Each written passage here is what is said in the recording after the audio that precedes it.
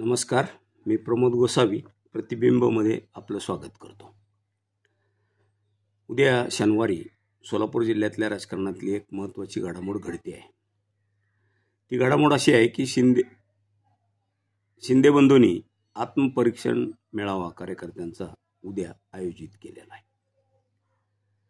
शिंदे बंधूंच्या पराभवानंतरचा हा पहिलाच त्यांचा कार्यकर्ता मेळावा आहे।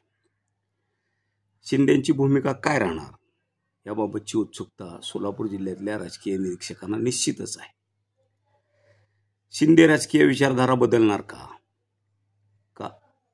ते परत एकदा अजित पवारांकडे जाणार हाही प्रश्न चर्चेत आहे।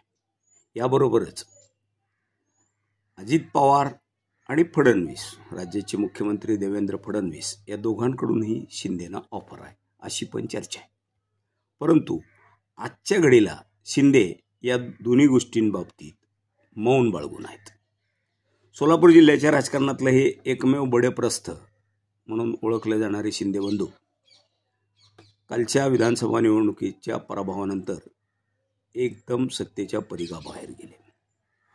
गेली 30 वर्षे ज्यांनी तालुक्यावर एखादी सत्ता गाजवली त्या शिंदेना सत्तेच्या पायउतार व्हावं लागलं। त्यांचा हा झालेला पराभव निश्चितच विचार करायला लावणार आहे। शिंदे बंधूंनी सोलापूर जिल्ह्याच्या राजकारणात मोहिते पाटलांचं बोट धरून माढा तालुक्याच्या राजकारणात प्रवेश केला। 95 साली शिंदे बंधूंना मोहिते पाटलांनी बळ दिलं आणि आमदार बबनराव शिंदे हे पहिल्यांदा आमदार झाले। त्यानंतर 2009 पर्यंत थोड्याफार कुरबुरी असल्या तरी शिंदे मोहिते एक होते। परंतु 2009 मध्ये मतदारसंघाच्या पुनर्रचनेमध्ये मोहिते पाटलांचा माळशिरस हा पारंपरिक मतदारसंघ राखीव बनल्याने मोहिते पाटील मतदारसंघाच्या शोधात होते आणि त्यांनी माढ्याला पसंती दिली। वास्तव पाहता माढ्यावरचा हक्क शिंदेनी सोडला नाही। यामधून मोहिते पाटलांना पंढरपूर मंगळवेढा मतदारसंघाचा आसरा घ्यावा लागला। त्या ठिकाणी ते पराभूत झाले आणि तिथून पुढे मोहिते पाटलांना जिल्ह्याच्या राजकारणात बॅकफुटवर जावं लागले। याला कारण ठरले ते शिंदे बंधू। वास्तविक पाहता शिंदे बंधू हे एकट्यानं हे करत होते का? मुळीच करत नव्हते। याच्या पाठीशी निश्चितपणे पवारांच्या घरातली धाकट्या पातीची साथ होती आणि ती साथ हीच शिंदे बंधूंची खरी ताकद होती। कालच्या विधानसभा निवडणुकीत शिंदे बंधूंनी थोरल्या पवारांचीही साथ सोडली आणि धाकट्या पवारांचीही साथ सोडली आणि स्वतःहून अपक्ष राहायचं असा निर्णय घेतला। हा निर्णय हा त्यांच्यासाठी बुमरँग ठरला। वास्तविक पाहता लोकसभा निवडणुकीत त्यांनी या मतदारसंघावर आपलं असलेलं वर्चस्व पाहता विरोधकांना मिळालेलं मताधिक्य लक्षात घेऊन वेगळा निर्णय घेणं अपेक्षित होतं। परंतु त्यांनी माढ्यात शरद पवारांची उमेदवारी मिळवण्याचा प्रयत्न केला। करमाळ्यात संजय मामा स्थिर राहिले की त्यांनी अपक्षाचं लढणार आहे, अपक्ष होतो, अपक्ष लढणार आहे अशी भूमिका घेतली। परंतु आमदार बबनदादा शिंदेनी मुलासाठी पवारांची उमेदवारी मिळावी, शरद पवारांची, यासाठी प्रयत्न केले। तिथं पहिल्यांदा ते बॅकफुटवर गेले आणि तिथून पुढं परिवर्तन हा विषय वेगाने पसरत गेला। विकासाच्या मुद्द्यावर आमदार शिंदेंना घेरलं गेलं आणि फेक नेरेटिव्हवर शिंदे पराभूत झाले। मोहिते पाटलांचा विजय झाला। दोन्ही शिंदे एकाच वेळी सत्तेच्या परिघाबाहेर गेले। परंतु हे होत असताना राज्यात एकीकडे राष्ट्रवादी काँग्रेस शरद पवार पक्षाची धुळदाण होत असताना सोलापूर जिल्ह्याने त्या पक्षाला आसरा दिला। माढा लोकसभा मतदारसंघात येणाऱ्या 4ही विधानसभा मतदारसंघात महायुतीला पराभूत व्हावं लागलं आणि त्यापैकी 4 मतदारसंघ माढा, मोहोळ, करमाळा आणि माळशिरस या 4 मतदारसंघात राष्ट्रवादी काँग्रेसने जिल्ह्यात बाजी मारली। भाजपला बॅकफुटला जावं लागलं। जिल्ह्याच्या राजकारणावर भाजपला पकड घेता आली नाही। या सर्व बाबींसाठी आज मोहिते पाटलांना कारण ठरवलं जात आहे। मोहिते पाटील हे गेल्या वेळी 19च्या लोकसभेच्या वेळी पवारांच्या जाचाला कंटाळून भाजपात गेले होते। परंतु भाजपात गेल्यानंतर राज्यामध्ये जे त्रिस्तरीय सत्तांतर झालं त्यात शिंदे बंधू पुन्हा सत्तेच्या परिघात आले आणि त्यांनी भाजपाशी जवळीक वाढवली.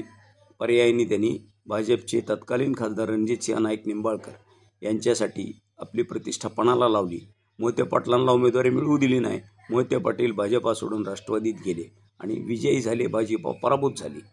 भाजपासाठी हा मोठा धक्का होता.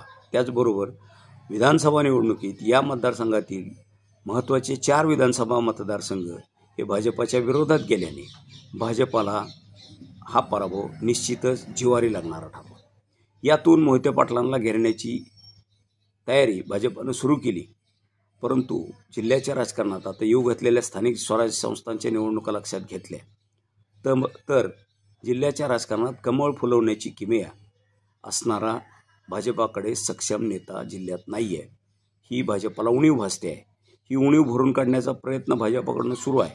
याबाबत मिळालेली माहिती अशी आहे की राज्याचे मुख्यमंत्री देवेंद्र फडणवीस यांनी शिंदे बंधूंना आमंत्रित केलेलं आहे. परंतु त्यांनी अट घातलेली आहे की स्थानिक स्वराज्य संस्थांच्या निवडणुकात जिल्ह्यात कमळ फुलवून दाखव. त्यानंतर आमदार संजय मामा शिंदेंना विधान परिषद वर घेतलं जाईल असा शब्द दिला असल्याची चर्चा आहे. तर दुसरीकडं अजितदादांकडूनही अशीच ऑफर शिंदे बंधूंसाठी आहे. त्यामध्ये माजी आमदार बबनराव शिंदे यांनी मला काय विधान परिषदेच्या आमदारकीत रस नाही, संजय मामाचं राजकीय पुनर्वसन करा, एवढी अपेक्षा अजितदादांकडे व्यक्त केली असल्याची माहिती आहे. अशी चर्चा देखील सुरू आहे. पण मोहिते पाटलांना शह देणं हे भाजपाचं आजचं उद्दिष्ट दिसतंय आणि ते उद्दिष्ट लक्षात घेतलं तर भाजपा शिंदे बंधूंना आपल्या जाळ्यात ओढण्याची तयारी करणार हे निश्चित आहे. उद्या होणारा कार्यकर्त्यांचा आत्मपरीक्षण मेळावा हा जरी पराभवाचं आत्मचिंतन करणारा असला तरी या मेळाव्यामध्ये कार्यकर्ते पुढची भूमिका काय असावी याबाबतीतही बोलणार आहेत. हे बोलल्यानंतर त्यांचं विचार ऐकून घेऊन आपल्या विचारावर विचार करून आपण पुन्हा एकदा भेटू असं सांगून निर्णय 15 दिवस ते 3 आठवडे लांबवला जाऊ शकतो. परंतु सत्तेच्या परिघात येण्याचा शिंदे बंधूंचा प्रयत्न राहणार हे त्रिकालाबाधित सत्य आहे आणि उद्याचा होणारा आत्मपरीक्षण मेळावा ही त्या सत्तेच्या परिघात जाण्याची पहिली पायरी ठरणार आहे. जिल्ह्याच्या राजकारणाला एक नवं वेगळं वळण या माध्यमातून दिलं जाण्याची शक्यता आहे. तशी शक्यता देखील वर्तवली जाते आहे आणि तसं काहीतरी होतंय का म्हणून या मेळाव्यातल्या निर्णयाकडे तमाम जिल्ह्यातील राजकीय निरीक्षकांचे लक्ष वेधले गेले आहे. आज आपण याच ठिकाणी थांबूया. हा व्हिडिओ आपल्याला आवडला तर नक्की शेअर करा, लाईक करा आणि सबस्क्राईब करायला देखील विसरू नका. धन्यवाद.